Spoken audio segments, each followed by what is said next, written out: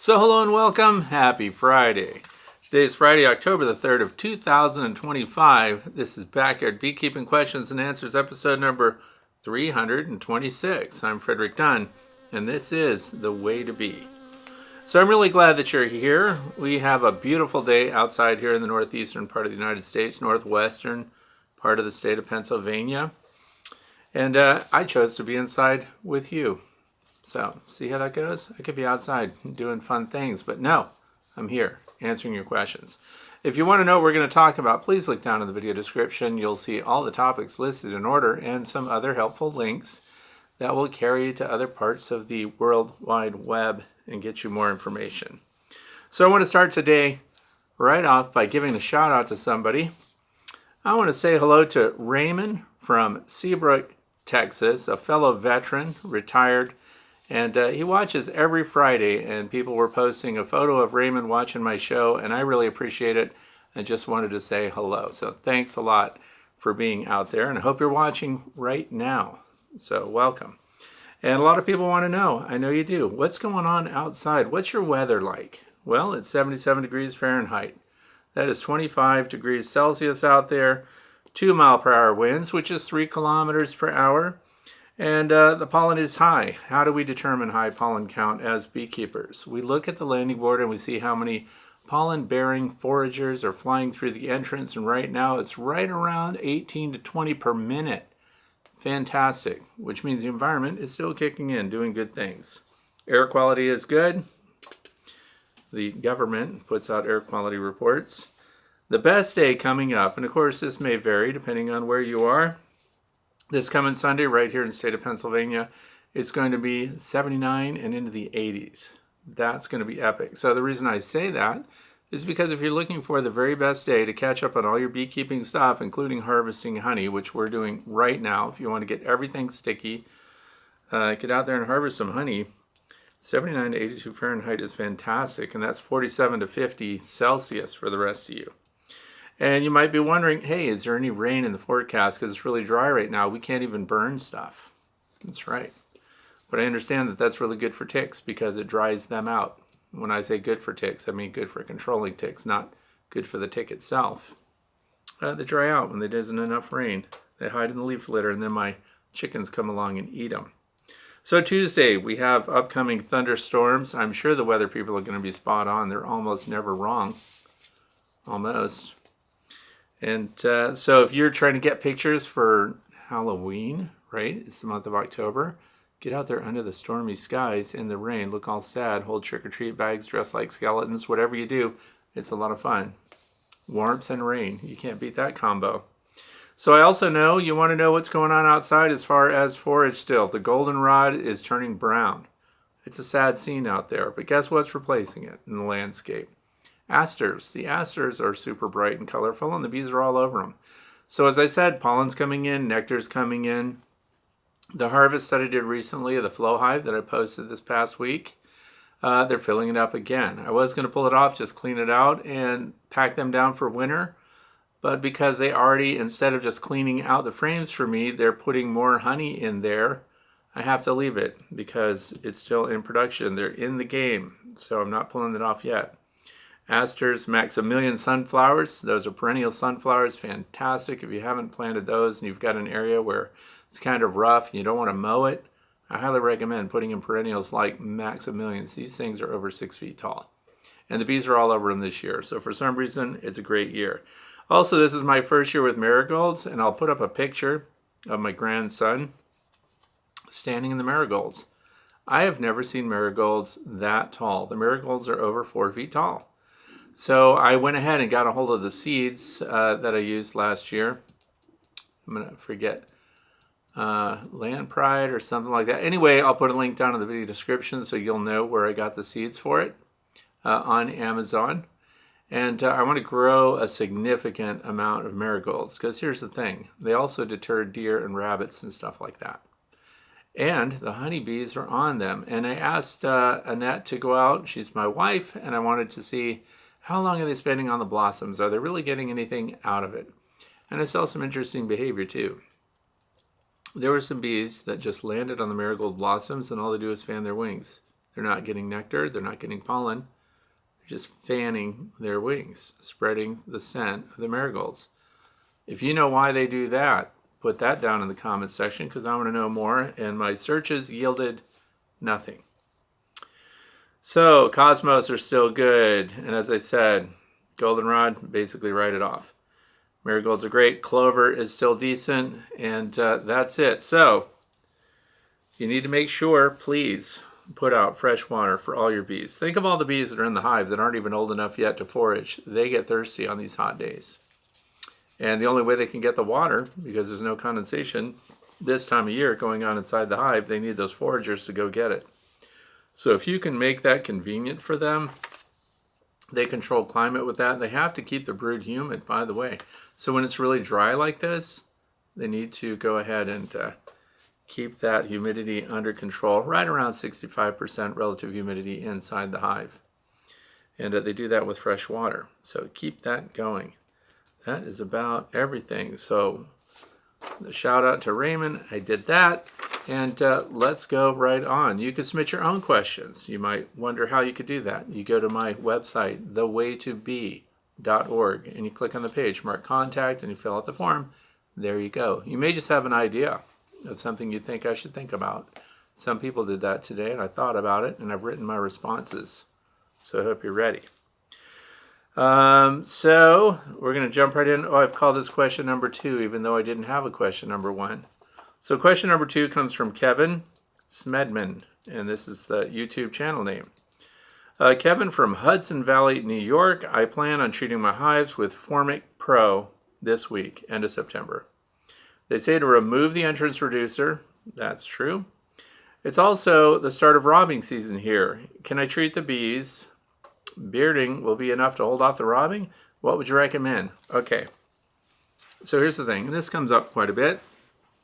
I also would like you to look at an interview that I did with Heather Brockard Bell, who represents NOD and is one of their head scientists there, and they produce Formic Pro.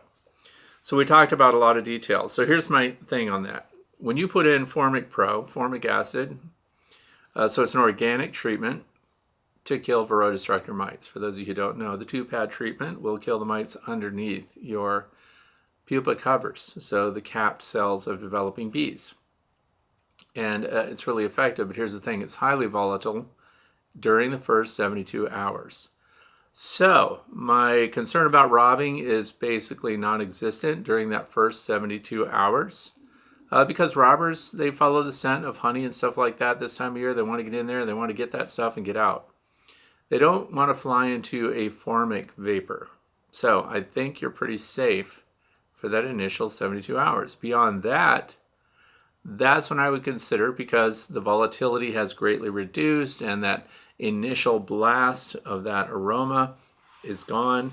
I would say then, as you see your landing board activity and the bees return to normal in there, that you would be safe probably. Now I'm just guessing, but it makes sense to me that then you could reduce the entrances a little bit.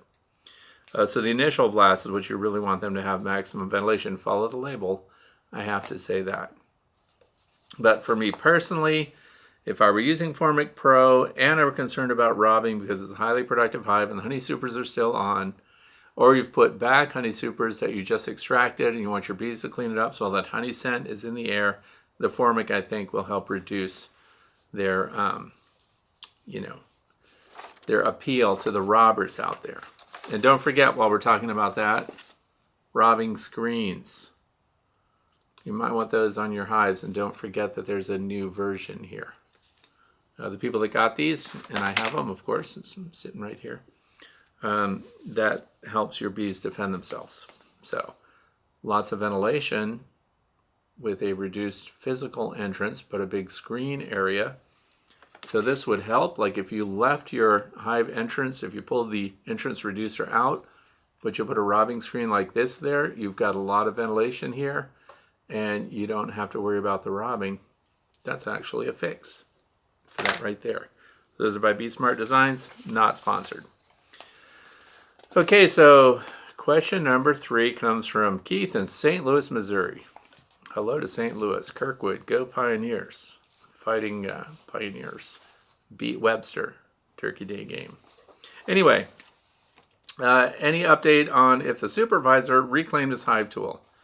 He knows it's here. He didn't reclaim it, though. We talked about it yesterday. And the other part is, what method does he use for sterilizing his hive tools? And this is very important because he is a very, detail-oriented 10-year-old now. And he likes to clean hive tools. So he's got all these magnetic strips with all the hive tools lined up on him.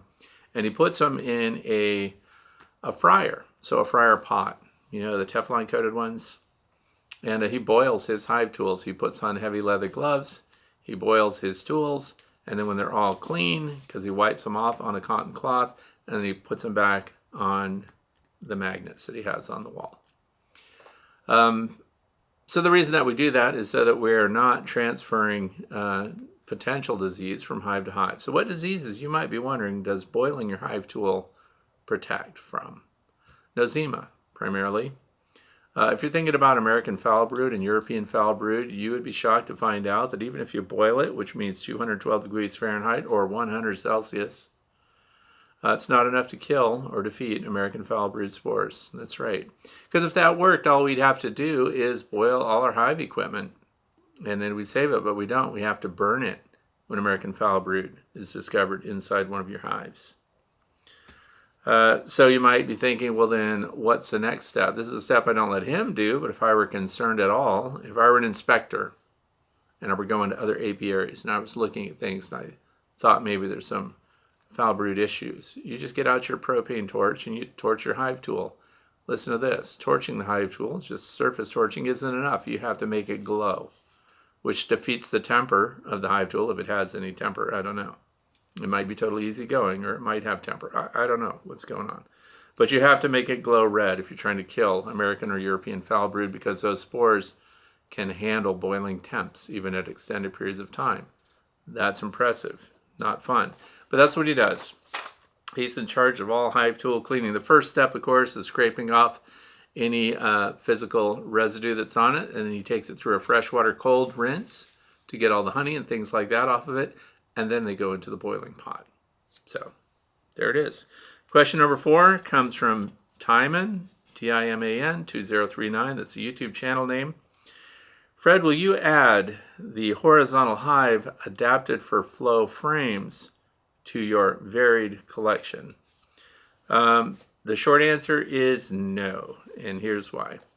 So I was talking with Ricky Rourke at the North American Honeybee Expo. He has horizontalbees.com, and he had flow frames in some of those, and people were buying hives and having them designed to accommodate, because those frames that look like this do not go in a standard Langstroth space, even though they go, the flow hive is considered a Langstroth hive. But anyway, these are the frames. So they were building them out, and then they had a cutaway in the horizontal hive so you could see them. And I personally didn't think a lot of that, and here's why. When it comes time to harvest these frames, by the way, and the other thing is, because they're custom as far as where they sit, you can't move them farther and closer, to and from the entrance. So it's a locked-in position. The bees also have to work under it and around the ends. There's no way for them to go through the middle of these. So for a horizontal hive, because keep in mind too, these are right to the top. So if you had cover boards, it would probably rest right on these. So you've eliminated a transit area there too. The other thing is that I noticed is the long hives, the horizontal bees hives, you would have to tip that segment. You want these to be at least 2 degrees tilt when you're draining the honey off of them, unless your plan is just to let them fill these up and then pull them out. But you got to put something in their place, otherwise there's going to be a bunch of feral comb in there, stray bird comb, so on. So that whole situation is not personally something that I would try to do. And I like the vertical format. I also know that not every hive is going to get flow supers. So the ones that are super productive, the ones that every time you look at them, they're just advancing their honey stores really fast, that's a candidate to suddenly, in a short amount of time, add a flow super to it. So every horizontal hive wouldn't necessarily get there, but I can tell you this, my long Langstroth hive this year is overproductive. They made a big mess for me. They went under the follower board because apparently I wasn't keeping up with them enough, and I was using that area for storage. So long horizontal hive, entrance over here, whole bunch of frames all involved. It looked like I was keeping up with them because all you have to do, it's lazy beekeeping.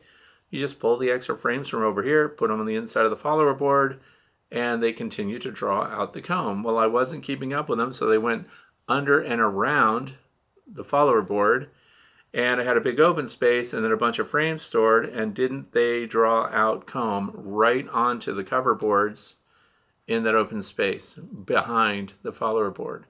So now, what was I doing all morning today? Crushed comb. So crush and strain. So I took the honeycomb out. It's very soft, very new, all capped honey, and just crushing it up and straining it through a strainer. What a mess. So I could have, for example, put something like that on there, but you just don't know. So the way it is, at the end of that, when you find out that they're filling all the space, now you just move your follower board and install more frames, which now they have. But the horizontal hives this year have been extremely productive, including those new top bar hives. They are doing it. But I don't have any desire to be able to add a super on top of that, the horizontal configuration, nor do I want a specific design cutout section that's just for flow frames. Because I think we can do that with vertical boxes with the Langstroth. Some people do it though, and if you're one of the people that has a horizontal bees version and that worked for you, maybe you could share down in the comment section what some of the challenges or benefits were. So that was question number 4. Moving on to question number 5 from Cynthia, who lives in John Day, Oregon. Do you think your bees, there's a lot of horizontal hive questions today, which is interesting. Do you think your bees do equally well in your long lang versus the layers? Did you experience any cross comb or attached comb between and near the bottom of your lands frames? What's your favorite and easiest way to remove bees from honey frames with horizontal hives, since bee escape boards and fume boards aren't really applicable, but they are because of today's thumbnail? I've been giving some thought to this. Now, I don't like to pick favorites, but if I had to choose, let's say I have to get rid of some of my hives. And let's say I have a bunch of Layens hives, which I do, and I have some long Langstroth hives, which I do. I just doubled the number of long Langstroth hives, by the way. And which would I prefer? I would keep the long Langstroth over the Layens.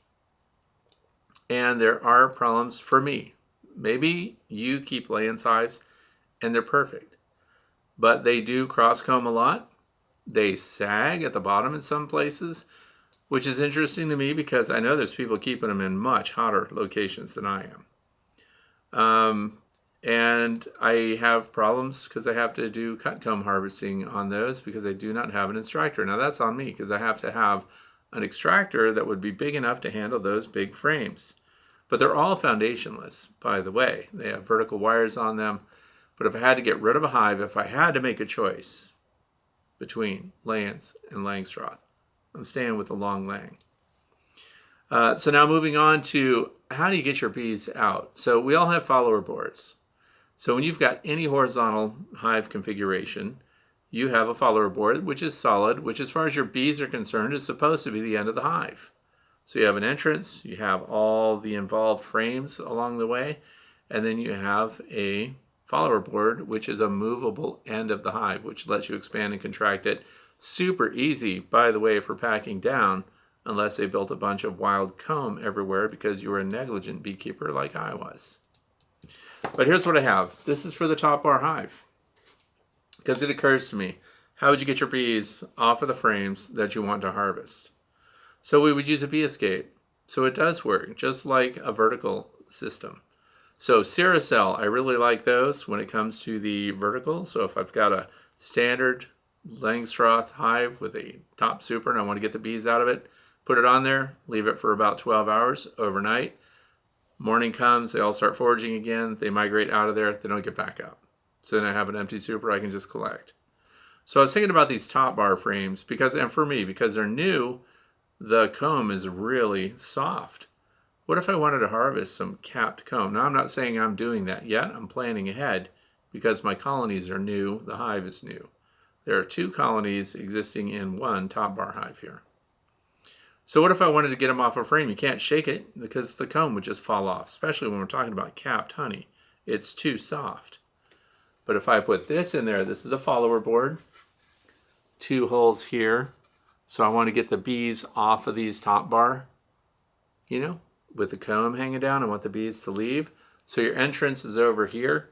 Your top bars are here with a nice soft comb that's capped that you're going to make chunk honey, which is when you cut capped honey and you put it in a jar and then you pour honey around it. That's chunk honey.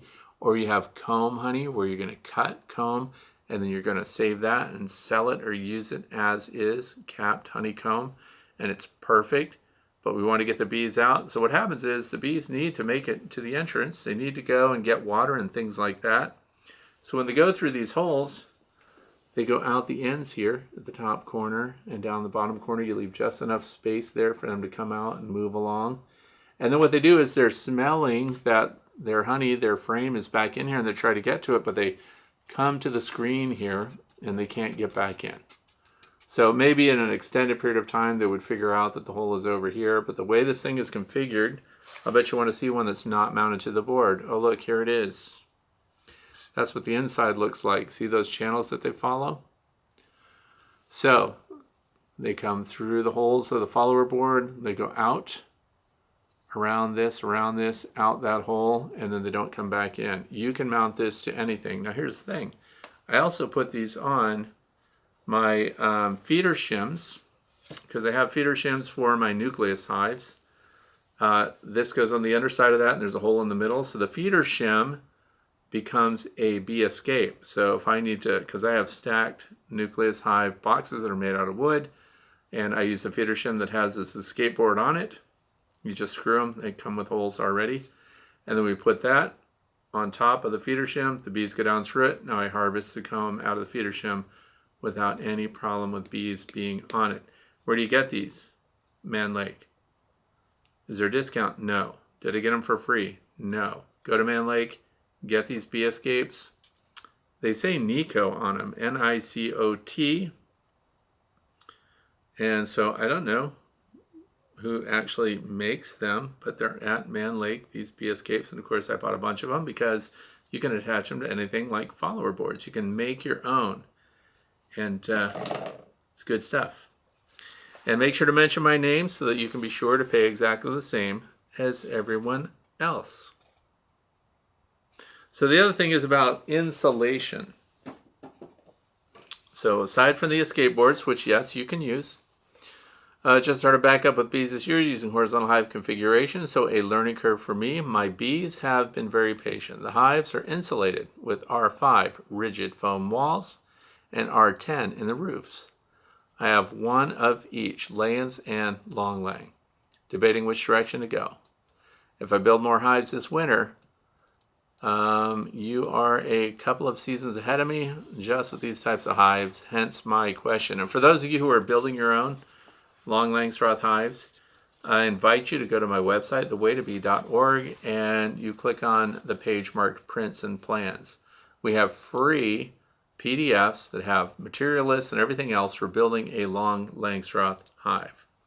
So if you want to build your own, if you're skilled, if you have the resources and you've got the shop and you want to do it, that's a great place to go. I do want to give a shout out to the Monroe County Beekeepers Association. Hosted me and I was there and gave a presentation in Ohio last Saturday. And there were 2 exhibitors. So there were the BeersvilleBees.com is one company. They had horizontal hives. And then there is Greg Burns, which is Nature's Image Farm, and they do the Propola and the Endura hives. So both of those were there. And one of them, BeersvilleBees.com, those guys are selling long Langstroth hives that are insulated. These are substantial hives. So I wanted to bring this up early, and here's the reason for doing that. So I get time to talk to people. They only had 2 exhibitors there, so it was really easy. And they have an insulated long Langstroth hive. They were also selling, if you've seen them before at the North American Honeybee Expo, they were selling Layens hives as well. So I talked to them. The Layens hives don't sell as well as the long Langs, so I think they're focusing on long Langstroth. When you look at these hives, and I hope you go to their website and look at them because they're insulated and they're very well constructed. And if you weren't going to build one, if you were going to buy one, this is the one that I would personally buy. Now, the thing of it is, they weigh 250 pounds. That's a lot. And it's one of the advantages and disadvantages of having a horizontal hive configuration. The cool part is, once you build them and set them up, they stay put. We're backyard beekeepers, and we're not hauling them around. They're going to hold up to heavy weather. My long Langstroth hive is not even bolted or screwed down to the hive stand that it's on. And it endured in excess of 65 mile per hour winds in wintertime. So if you're thinking about something that's really heavy duty, and you want it to hold up in all elements, these horizontal hive configurations can be built as big and heavy as you want to make them if you're building your own. Now, the other part is, I did look at their website. Shipping is expensive, as you might imagine, because it's freight. But those of you who are going to go to the North American Honeybee Expo in January in Louisville, Kentucky, they're one of the exhibitors. I recommend that you look at the exhibitors that are listed by Cayman Reynolds and on their website. And if you're going there, get one there and bring it home, and then don't pay any of the freight if you want somebody to have built one or if you want to see one in person. Those are my recommendations. This is not a sponsored video, not a sponsored advertisement. I'm just telling you that these are the things I see because I go to a lot of conferences. I see a lot of people's work on display. I see a lot of hive configurations. I see a lot of woodwork, and the quality of the woodwork is fantastic.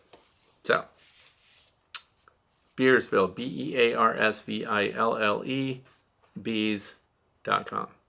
And Nature's Image Farm is, of course, nature'simagefarm.com if you want hives that last forever. But he sells standard Langstroth hives. But he did a really nice presentation, and again, about the process of preserving wood. So, those are good. If you're building your own, I like that idea of the clad insulation, wood outside, insulation panel, wood inside, and then a good, well-fit hive that will handle all weather, that'll lock down, and maybe even bears can't get into it. Bears will knock over your regular Langstroth hives. You got to strap them down, make sure they're going to hold up to that kind of stuff. So, oh yeah, it was the other thing. He's a very good tin bender. I am not. If you look at my long Langstroth hive, it looks like I turned the grandkids loose with some sheet metal and some tack hammers, and it's all goofy looking. But it's solid. It's going to stay put a long time. Bees like it, do well. Question number 6 is from B. Smith, Kernersville, North Carolina. I recently heard you say the honeybee was comprised of 3 castes. That's what I thought too, but apparently the powers to be have declassified it to 2 female castes. The drones don't qualify as a caste anymore. Have you heard that yet? Okay. And I know this is exciting to you, just as exciting as it is to me, because when we talk about honeybee biology, and yes, I've often said it, there's 3 castes in your hive. There's the queen, the worker, the drone. And then we get into the nitty-gritty, because I mentioned before that there are entomologists. See, those are the really deep people, the really complicated thinkers, those embedded in classification of insects, right? So some of them are saying that we need another caste. So that would add another caste of bees inside your beehive, and it would be the fat-bodied winter bee, which is a worker. And then caste, when you get right down to the nitty-gritty, so they are along the lines of sexual orientation. So we have haploid and diploid. So the diploid is the queen and the female worker, right? Haploid is the male, the drone. And because one is male and the other 2 are female, there are castes within the female line. So we have 2, queen worker. And then the male is by himself, so he doesn't count in those casts, the drone. So technically, if you're an entomologist, you're probably going to say that there are two castes, the queen and the worker, and then there's the drone, a separate thing. Unless you're looking at bee books, and then you find out that they're all listed, even because I checked it out before I talked, just me and you, before we started talking today. Even Dr. Jamie Ellis down at the Florida Bee Lab lists three castes, the drone, the worker, the queen. And then the ABC and XYZ, the Bee Bible, lists them as three castes, the drone, the queen, the worker. However, when you get really into the intellectual weeds, for those who really need to know, there are actually just two female castes, and then the drone not counted as a caste. So, I leave it to you. You can do a deeper dive, and you can find out. So it's not like there was suddenly a change, or in fact, when people started noting the drone as something separate from the worker and the queen, you're talking over 100 years ago. So all these books that have been written, all these basic biology about beekeeping, because that's the argument they make. Well, just to keep things simple, for the beginning beekeeper, we say three castes, the queen, the worker, the drone. See? Knowledge for the sake of knowledge, unless you're an entomologist trying to get a grade in college, you're going to need to know for sure. So, that's it. Haploid, diploid. And I like my listeners who point that kind of stuff out, because what it does is it makes me spend a lot of time studying things, wondering if I'm putting out the wrong information, because let me tell you, I want you to get the right information, even if I have to say, darn it, I was wrong. Moving on to question number 7 from Betsy in Rockville, Maryland. Says, I'm a new beekeeper. I'm interested in learning about winter bees. What are the factors, conditions of the queen laying with her bee eggs? Does she lay those eggs one time only, or is it a gradual process? So here again, this is bee biology. The fat-bodied winter bees, this came up recently because friends of ours were talking about whether or not they should wait to treat for Varroa destructor mites to get them under control later in October instead of right now, for example. And I'm going to tie this in because here in the northeastern United States, we are prepping for winter, and the weather can change, as it did last year, all of a sudden and never go back to nice weather. So the fat-bodied winter bees, how are they made? When are they made? So this is why I've said in the past, they actually should be considered dearth bees, not just fat-bodied winter bees. Because the triggers, this has nothing to do with what the queen does and everything to do with what the workers do regarding the nutrition that they provide to developing larvae inside the hive. So these are the triggers, right? It's about nutrition coming in to the hive. So the amount of pollen coming in, the protein that's necessary to develop the brood inside the hive. When that starts to lean out, what happens? When the proteins are leaning out and the nectar resources that are coming in are becoming thinner, what happens is the nurse bees that are feeding the queen start to back off on what she's getting, and the queen senses that. So what does the queen do then? The queen starts laying fewer eggs. She doesn't change what the eggs are like, she just lays fewer. So then instinctively, the nurse bees detect that the queen is laying fewer eggs, partnered with fewer resources coming into the hive. So lower proteins, less carbohydrates, that's the nectar that would be coming in. And then they start to change what they're feeding. So here's the thing. What they're feeding to the brood is slightly altered, and they have the ability to feed more. Why is that? Because remember, the queen has also backed off on her egg production, which means that the nurse bees who have loaded up on their resources to feed that brood have fewer brood to attend to, so now they can fatten them up. Think about it. So they're thinning down, they're fattening them up because this brood, this is again why I want you getting your mites under control ahead of time, because those that are responsible for providing the nutrition to those bees must be at their best so that your fat-bodied winter bees are at their best. They get fed better than any other bee at any other time of the year. And I'm going to put a link down in the video description for those of you who want to do a deep dive on that. But it has everything to do with the nutrition that the nurse bees are providing, nothing to do with the eggs that the queen is producing. So they're going to produce these super fat bees. Fat in their heads, fat in their thorax, fat in their abdomen.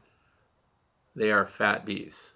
Now, those bees do not forage. Those bees do not work. Their job is just to maintain the colony and live longer. Flying bees are dying bees, as they say. So the flight muscles activated, flapping their wings, traveling different places, burns out the bee, which is why this time of year they're living about 6 weeks. The fat-bodied winter bees, what's their job? Why are they like that? Why are they fat?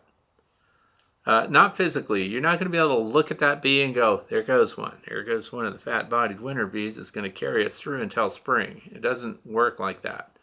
They hide it inside their exoskeleton. So when we look at them, their job then is to, at a time when nutrition is scarce, where resources are not available coming in, and the colony of the cluster of bees that's inside your hive in the winter cluster that does nothing but dwindle through the year, the rest of the year, these are held in reserve because they will be the ones that continue to keep a skeleton crew, if you will. Just enough to keep brood going, just enough because the queen is going to still produce eggs. You're still going to have some brood inside your hive, even in the middle of winter. And then these bees have within their bodies what they need to provide the nutrition necessary to continue to maintain brood that will guarantee the existence of your bees in a cold climate when they can't fly and get resources. Or, remember what I said before, a profound dearth hits the hive, resources become thin. They can create fat-bodied bees in a place that's not a heavy winter like we have here, just a place that has an extended dearth.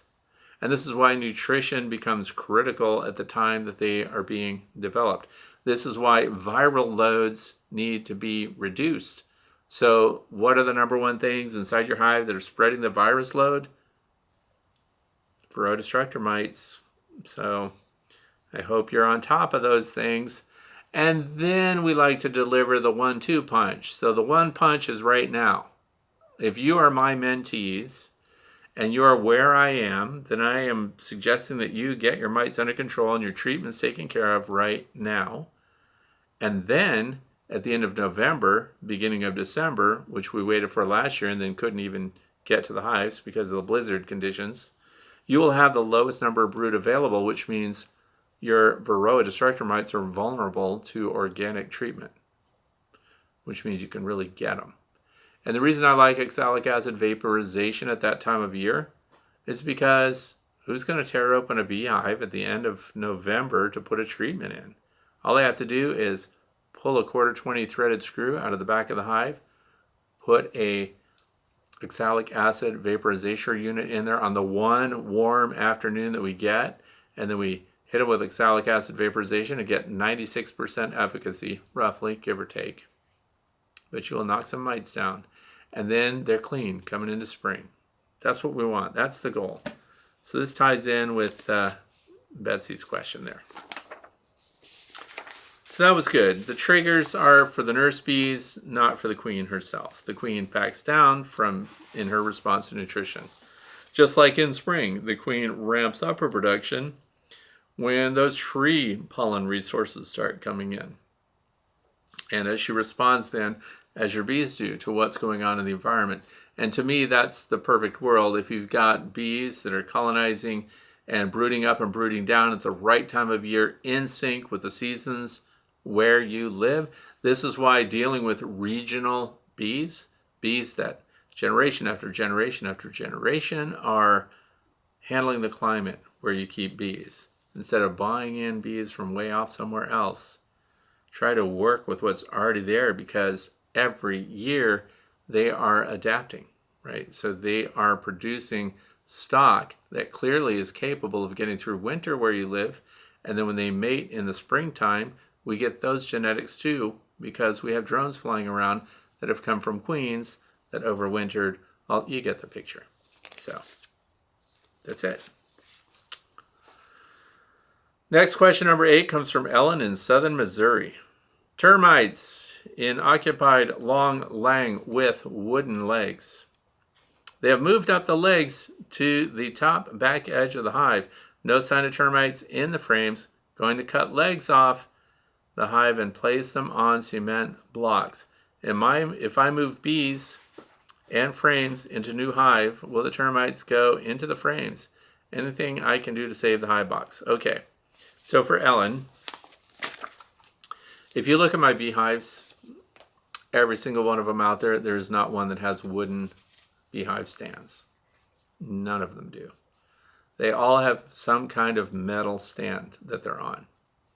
So that's number one for those who are listening that haven't yet put their beehives on stands. Try to use metal because termites need wood with ground contact. They need access to moisture. And then that contact area is how they continually access the soil, get the moisture that they need to excavate the wood inside, and of course, continue their lives. And as far as going into your bee frames themselves, I've never seen a termite get into a beehive frame. So I think that's incredibly unlikely. I also think that once you eliminate the wood to ground contact, termites have a big problem because what you just did is you cut off their protected conduit. In other words, their ability to go straight from the wood into the soil without being exposed because birds and everything will eat them. My chickens would stand around and eat termites. They stand around and eat ants. Ants can't even climb up my beehives. But anyway, just word to the wise for the rest of you out there, wooden legs are not something I would personally prefer. I always like metal, iron T-posts, pipe, metal conduit, whatever it takes to set your hives up, or plastic. Be Smart Designs, hive stands are plastic. The termites are not going to get into that and survive. So you have to eliminate wood to ground contact. Some people use pressure treated lumber, and that of course is designed to resist termites. So you have other options, but I don't think it's going to be a big problem. Once you cut off their resources into the ground, I think you've handled it. But I wanted to mention that because of wood contact. Be aware.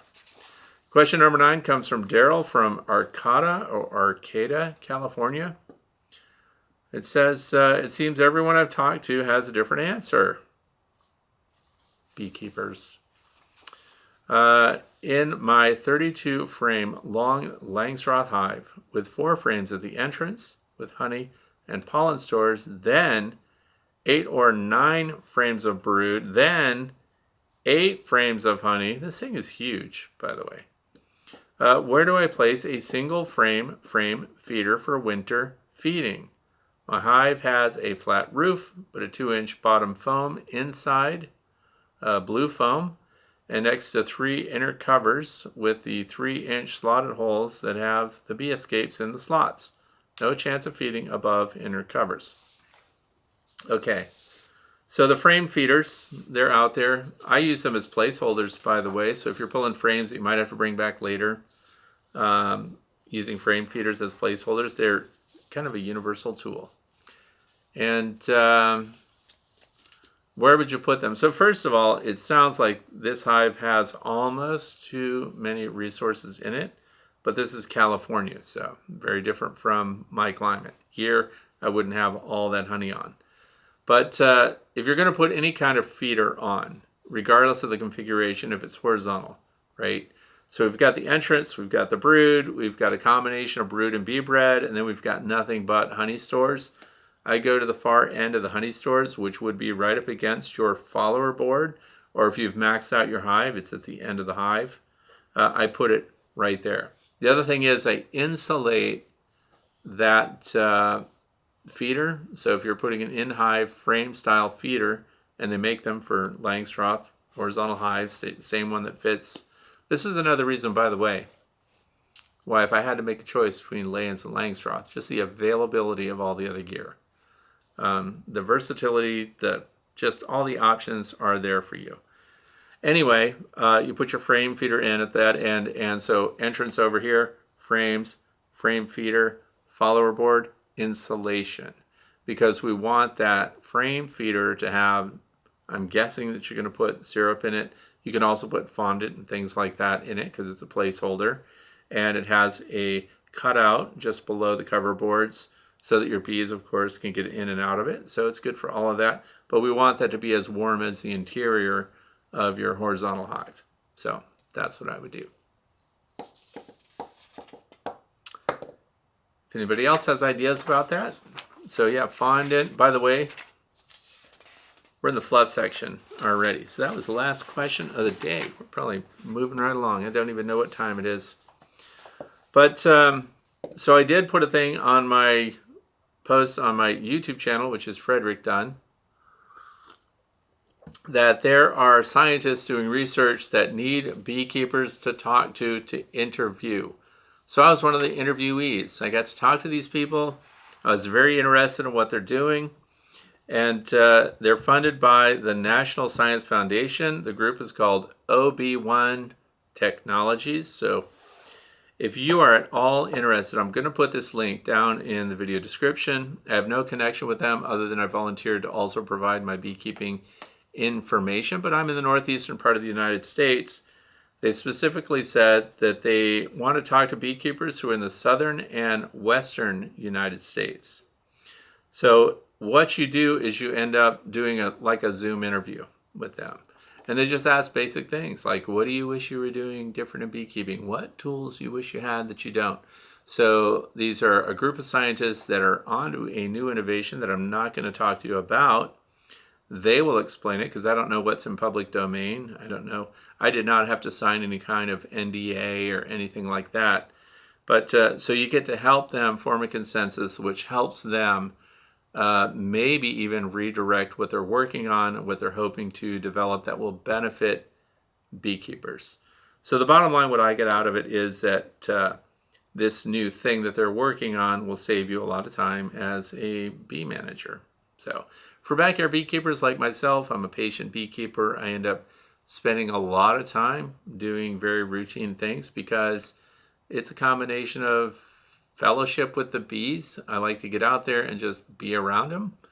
So I'm not necessarily trying to be expedient and get through all my hives really quick so I can get back inside. Or even when I'm collecting honey, which is what we're doing right now, I can waste a lot of time on just one hive and just looking at everything and thinking about how cool everything is. And then, of course, figuring out new ways to get my bees out of the hive if it's a nuke and stuff like that. Because we've taken nucleus hives. I know I'm all over the chart here. Just bear with me. Nucleus hives have become regular hives. They're supposed to normally be just an install or an insurance policy or a resource hive or brood builders or comb builders or something like that. But my bees move into them on their own. I can't even just have one stored sitting on a rack somewhere. If it's exposed to the outside, bees find it and move into it. In fact, I went to pull a feeder shim. This is my life. I went to pull a feeder shim off. I just put it on another rack to get it out of the way, and I couldn't lift it, so I thought it was really glued down with propolis. Must be something like that. No, bees got into the feeder shim, and they built, the entire thing is full of natural comb. There are no frames in it. It's just a full deep that had a feeder bottom board built onto it. So now I have all these bees in there with comb, and they did everything on their own. It's wall-to-wall bees, so I'm leaving it there. If the inspector comes, I'll have to take it apart because we're required to have removable frames. But until that happens, I'm leaving them just to see what they do. But I highly recommend that you participate in an interview just so we can provide them with more information, more beekeeping practices, what you face, what your challenges are, what do you like the most, what kind of tools do you like to get, if any. Are you a bare bones, top our hive beekeeper who uses no tools and won't even wear a bee suit, or do you like every gadget that comes along, things like that. So that's the link. Anyway, your instructions for the coming week. Plan of the week. I am packing down all my hives for winter. which is hard because we have an extended nectar flow all of a sudden. I don't know what's going on. They're not slowing down, but we have to be prepared. So I want to pack them down. Final mite treatments, if you're doing them, if you're a treatment-free beekeeper, then this is your last chance for integrated pest management. They are backing off, of course. You're not going to get a lot of drones this time of year. You can keep your screen bottom boards and collect those mites in the bottom and stuff like that.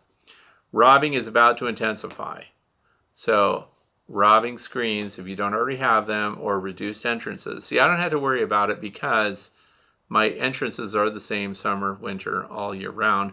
3/8 of an inch high, 3 inches wide. No mouse can get through. That's the other thing. Mice are showing up everywhere right now. The deer mice are showing up on my cameras. I have a robbing station that I built this year that I've not made a video about yet. And it has probably 25 exposed frames that were pulled out of honey supers after they were processed.